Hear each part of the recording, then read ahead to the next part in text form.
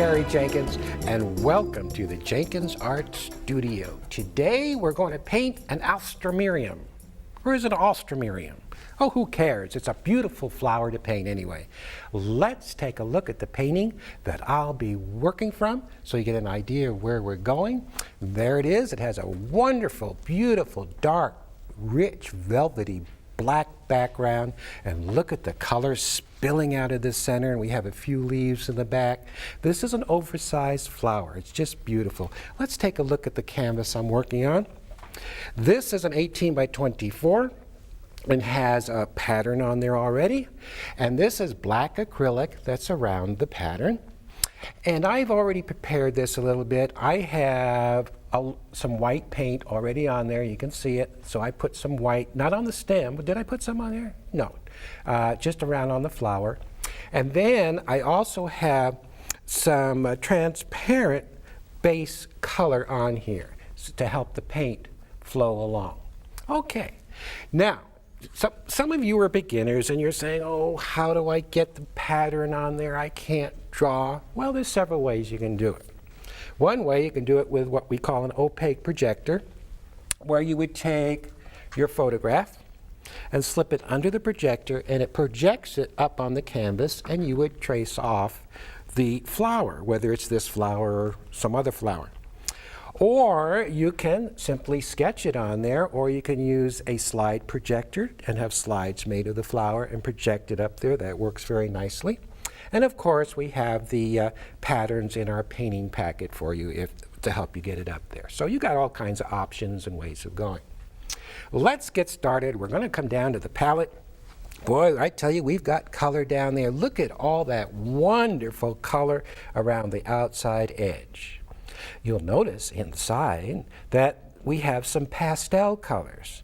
And what I've done, I've taken some white and mixed with each one of these, and I've arrived at a very light value, or pastel colors. Over here, I have a grayed down, sort of a blue-gray, and which is made up of black and white and cerulean blue, and I made a grayed down blue, which we'll get into for some of the shadow work. But for right now, we're going to take, and I'll dip in, take a little medium, and I take a little bit of the color and come on into the center and get it loaded up on both sides. We'll come up here, and we're going to start in the center with beautiful alizarin crimson, which is a very dark, super dark red. And it's very transparent. So that's why you'll see, as I pull it out, it gets a lighter color as I pull it out. Now this red, which is bursting out of the middle, is going to become an orange color. Oh, before I get into that, let me mention up here that we are doing an oversized flower. You can see my hand in comparison to the size of the flower. This is called a graphic, or an oversized flower. Of course, you guys know that this flower is really probably just about this big. It's rather small. It's in the lily family, matter of fact. Okay, now I love painting the big flowers because they're very graphic and very big, and when you hang them in your home, they demand attention. And again, for all you beginners out there, you're going to love doing this one. Let's come down. Now that's not as orange as I want it to be.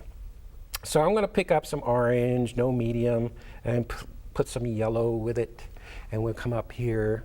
That's the color I want. And we're going to pull that out, and we're going to leave some little fingers of it sticking out here so I don't fill the whole thing in. I'm going to take a brush that's called a little blending brush. And by coming, well, let's come in here and pull that out. We'll kind of pull this out. You can see how it blends nicely.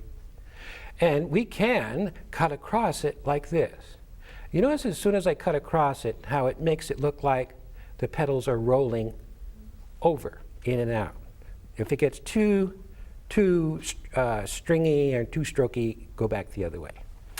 So we got that, but we want to have a little more color out here. I use paper towels all the time. You might not see me, but I'm always wiping on the towels. And what we're going to do is take a little color from down below. Let's take some of this gray down blue. Remember, that has a little black and blue and white. That's that mixture. we'll come up here and we'll just place a little of that in there.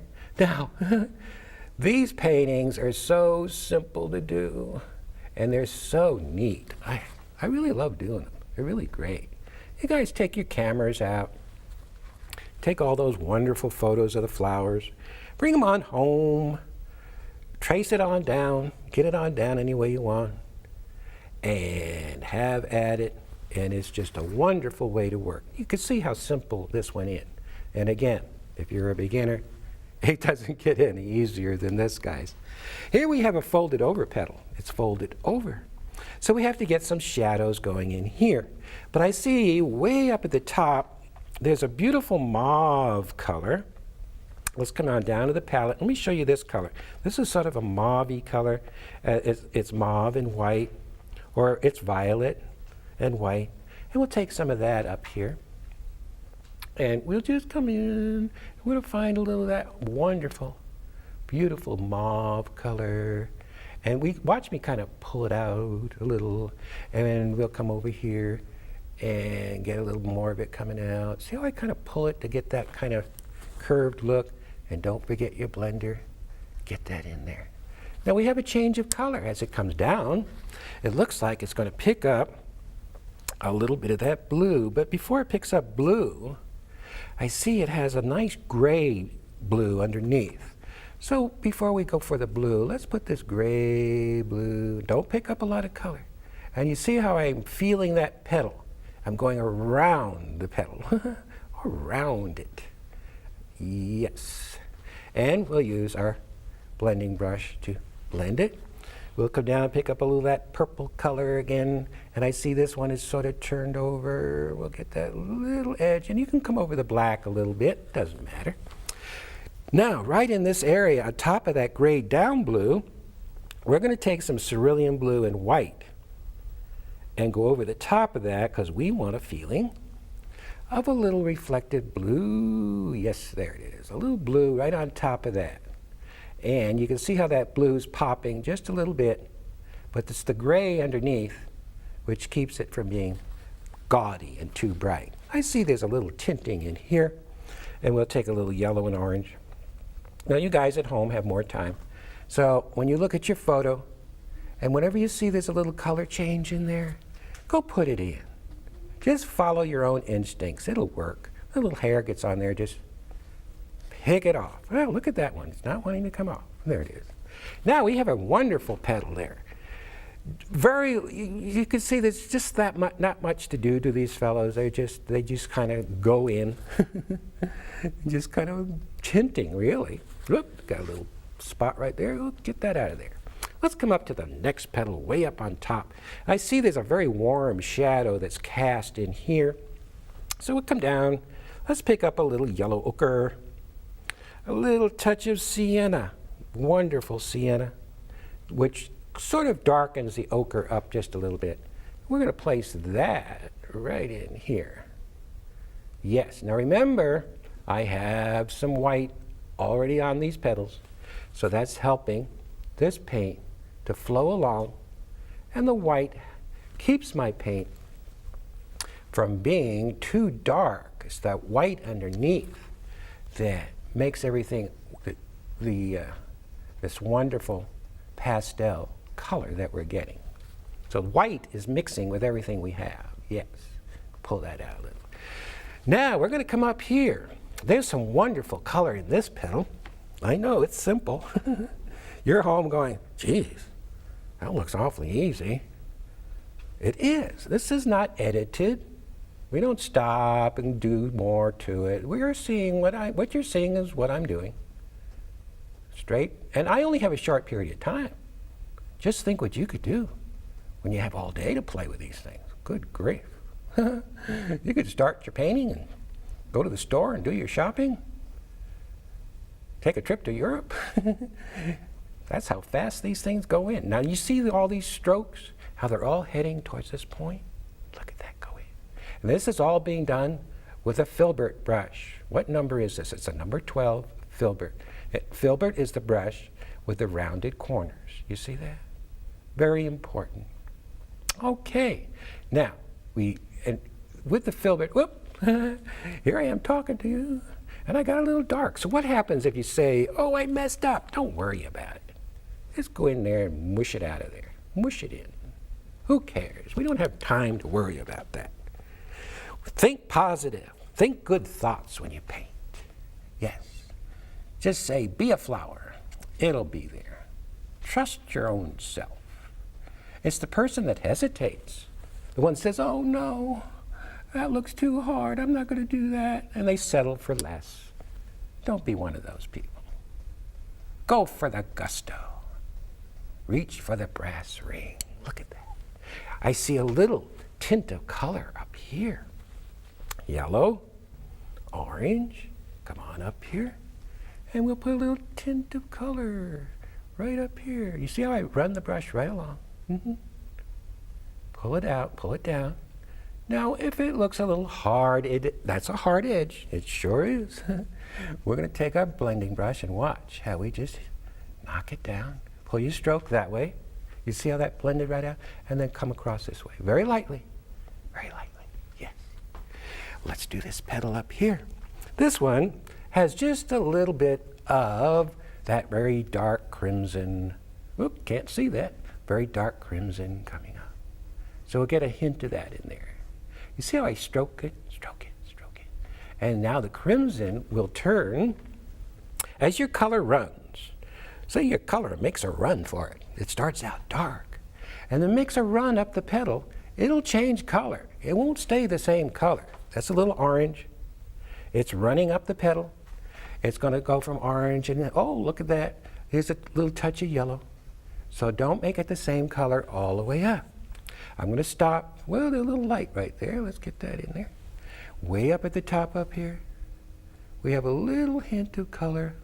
Sneak it in. Now, if you really mess up on the outside edge, you can always take your black oil, even though this is acrylic back there. You can take your black oil and go in and touch it up. Now, I'm not going to bother about doing that, but you can do it if you want. Now there I am, just blending the whole thing together. Look at that. Don't touch it. I know a lot of times you say, oh boy, that really went in. Can it be that easy? And you question yourself. You say, it can't be that easy. I'm so used to struggling. I'm so used to, oh, what color to use? Oh, this is so hard. Oh. And now we find something that's so simple. And you go, oh, it can't be that simple. Yes, it can be. Well, these graphics are wonderful. They're just oversized. Just think of what you can do. I've done paintings, oversized paintings, of daisies. I've had huge, I did it on a 24 by 36. I had a painting, I've done these paintings this big, 30 by 40s, which is a standard size. You can go to the art store, they have them already stretched. 30 by 40s. And they also have the canvases that are wrapped around the sides, but they don't have the staples. So you don't have to frame them, and they're about, 2 inches wide. Gives a little more of a modern feel.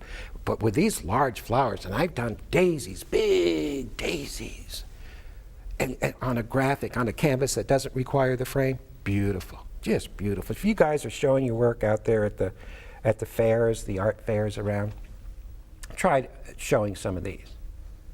You'll be surprised, because it is a good little seller, and I think you'll find you will have a nice time doing them. It's a fun type of painting to do. Now back in here, I don't know what this is called. You guys that grow flowers, you probably are. I'm down here just picking up a little pink. Probably know what it is. Good grief, I can't even pronounce the name of the flower right. Sometimes it's called Ostermeria or Oosthumeria.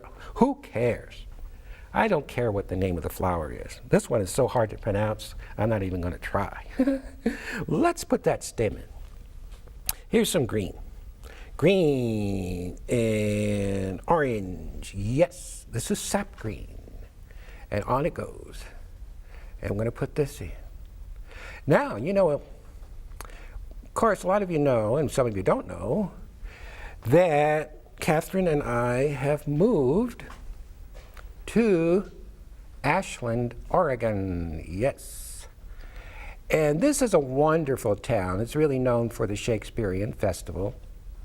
And every Tuesday during the summer, they have this artists' growers market where Catherine and I go, and we go to the growers market, and we look at all the wonderful flowers that they have. Look at the flowers.